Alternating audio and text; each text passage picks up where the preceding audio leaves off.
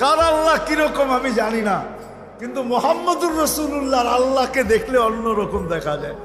হায় হায়, আমি মনে হয় বুঝাইতে পারি না আপনাদেরকে। আপনি বলবেন পৃথক করলেন কেন? না, এটা পৃথক না, এটা অন্য জিনিস বুঝাইতে চাইতেছি। মুহাম্মদুর আম্মাজান নিজে বলছেন, আম্মাজান আয়েশা রাদিয়াল্লাহু তাআলা আনহা বলতেছেন, ইয়া রাসূলুল্লাহ, আপনার ইচ্ছায় আপনার আল্লাহ এত তাড়াতাড়ি করে কেন? বুখারীতে আছে, বুখারীতে। যারা বুখারী পড়ায় ওদেরকে জিজ্ঞেস করেন, আপনার আল্লাহ আপনার ইচ্ছায় এত তাড়াতাড়ি করে কেন?